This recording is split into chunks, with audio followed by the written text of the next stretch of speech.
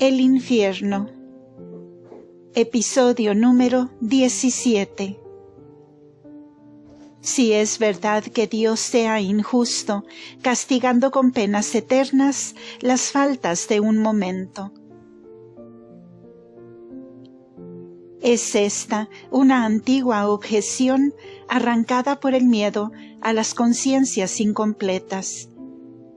Ya en el siglo IV, el ilustre arzobispo de Constantinopla, San Juan Crisóstomo, la tuvo en consideración en estos términos.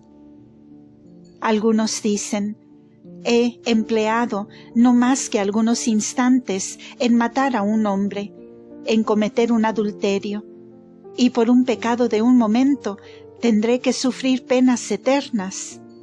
Sí, ciertamente, lo que Dios juzga en vuestro pecado no es el tiempo que habéis empleado en cometerlo, sino la voluntad que os lo hizo cometer. Lo que más arriba hemos dicho bastaría para desvanecer la menor sombra de dificultad, siendo imposibles en el infierno la conversión y la mudanza por falta de tiempo, de gracia y de libertad. Subsiste eternamente y por entero la causa del castigo, y debe, en rigurosa justicia, producir eternamente su efecto. No hay nada que objetar a esto, es de pura justicia. ¿Encontráis injusto que castigue Dios con una pena eterna crímenes de un instante? Ved, pues, lo que pasa todos los días en la sociedad humana.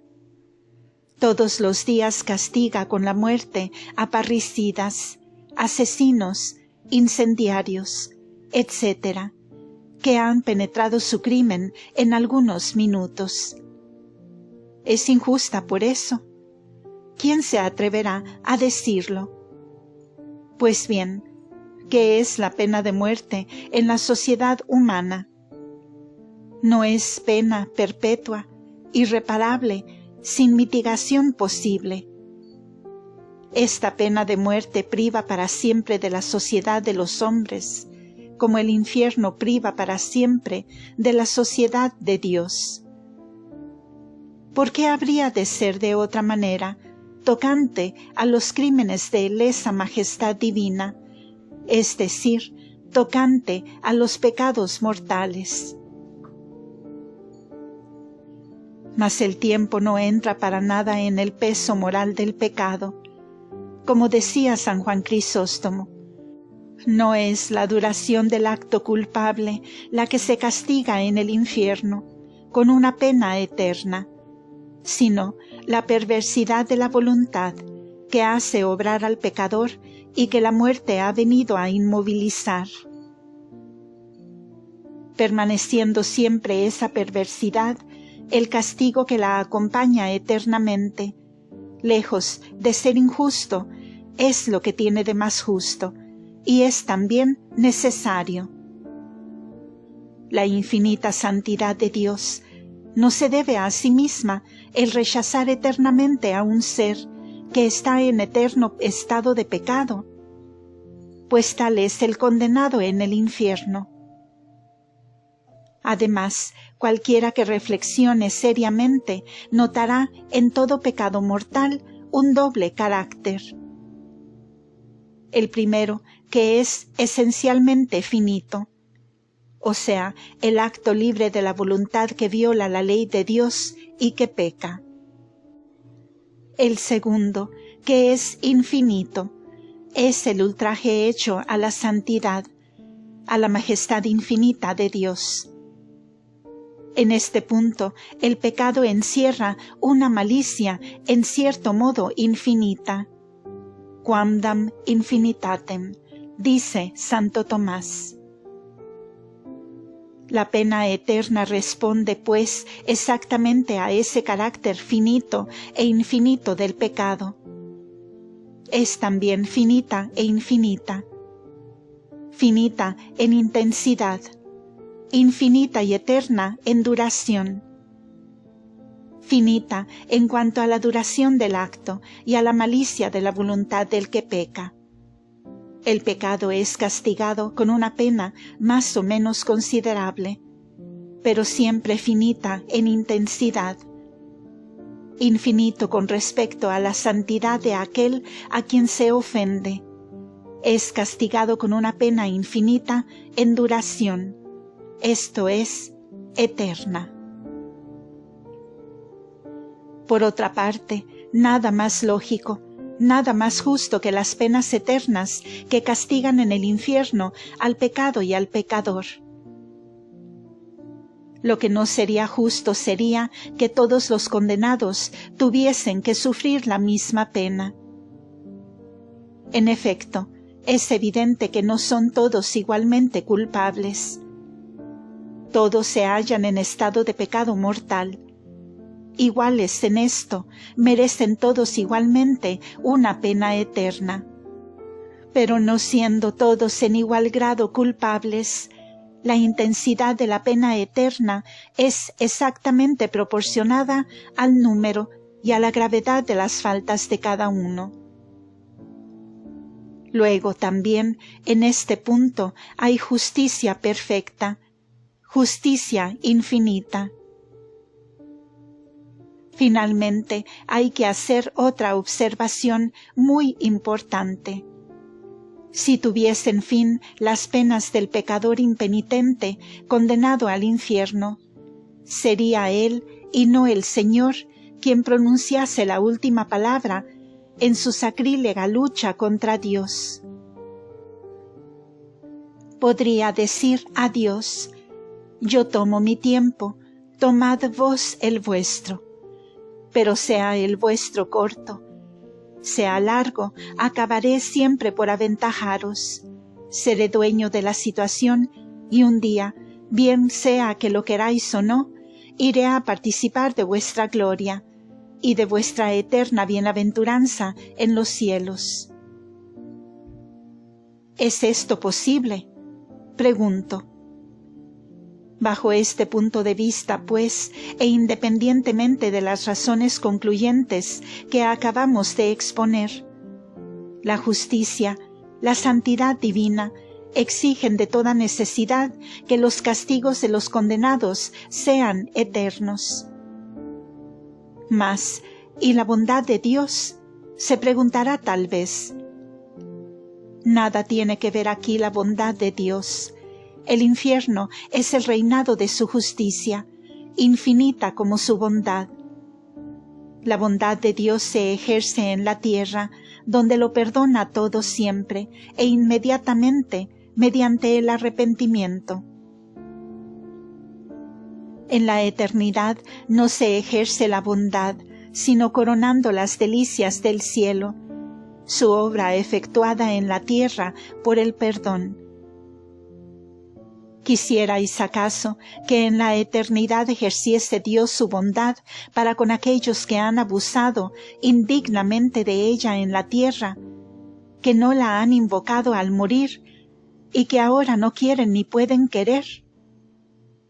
Esto sería completamente absurdo.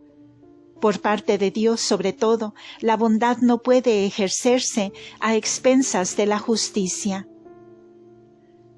Castigando pues con penas eternas faltas pasajeras, Dios, lejos de ser injusto, es justo, y muy justo.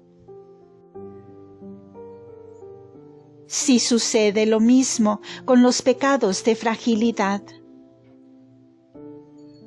Sin querer excusar desmedidamente los pecados de debilidad, de que con harta frecuencia se hacen culpables aún los buenos cristianos, es preciso reconocer que media un abismo entre aquellos que los cometen y aquellos que la Sagrada Escritura llama generalmente los pecadores.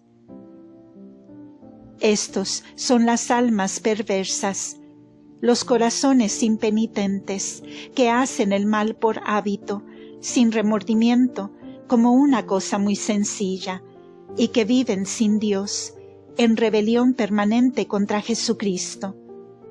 Estos son los pecadores propiamente dichos, los pecadores de profesión.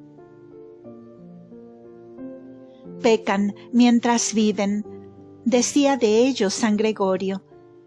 Pecarían siempre si siempre pudiesen vivir. Quisieran vivir siempre para pecar siempre. Una vez muertos, exige evidentemente la justicia del soberano juez, que no queden nunca sin castigo, pues que no han querido quedar nunca sin pecado. No sucede así, empero, con los otros. Muchas pobres almas caen en pecado mortal, y sin embargo no son malas ni corrompidas, y mucho menos impías. No obran mal sino por ocasión y arrastradas. Es la debilidad la que las hace caer, y no la afición al mal en que caen. Semejante a un niño que se arrancase de los brazos de su madre por violencia o por seducción, que se dejase así separar y alejar de ella, pero con sentimiento, sin perderla de vista y como extendiéndole los brazos, y que apenas el seductor lo ha dejado, vuelve, corre a echarse arrepentido y alegre en los brazos de su buena madre. Tales son los pobres pecadores de ocasión, casi de casualidad, que no aman el mal que cometen y cuya voluntad no está gangrenada, al menos en el fondo. Sufren el pecado más bien que lo buscan, y se arrepienten apenas a él se entregan. Tales pecados encierran indudablemente menos malicia y gravedad. ¿Y cómo la adorable misericordia del Salvador no concedería fácilmente, en particular a la hora decisiva de la muerte, grandes gracias de arrepentimiento y de perdón a hijos pródigos que al ofenderle no le han vuelto a la espalda, y que al dejarse arrastrar lejos de él, no le han perdido de vista, ni dejado de desearlo? Puédese afirmar que Dios, que ha dicho, no rechazaré jamás al que venga a mí, hallará casi siempre en su divino corazón secretos de gracias y de misericordias para arrancar esas pobres almas a la condenación eterna. Pero digámoslo en alta voz, es esto un secreto del corazón de Dios, un secreto impenetrable para las criaturas, y con el cual no debe contarse demasiado, pues deja, sin embargo, del todo subsistente la temible doctrina que es de fe, a saber, que todo hombre que muere en estado de pecado mortal está condenado eternamente y destinado en el infierno a los castigos que sus faltas merecen. Una palabra más para terminar. Los entendimientos sutiles y las almas sensibles, los aficionados a argumentar en vez de creer simplemente y de santificarse, pueden estar tranquilos con respecto a los condenados. La justicia, la bondad, la santidad de nuestro Señor dispondrán lo más conveniente, sea en el infierno, sea en el purgatorio, sin que quepa sombra ni siquiera posibilidad de alguna injusticia. Todos los que estarán en el infierno habrán muy bien merecido estar y permanecer en él eternamente, por terribles que puedan ser sus penas. Serán absolutamente proporcionadas a sus faltas.